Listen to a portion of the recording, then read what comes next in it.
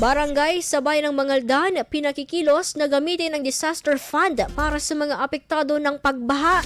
Alamin natin ang detalye mula kay Idol Neil Muyano. 104.7 IFM Report.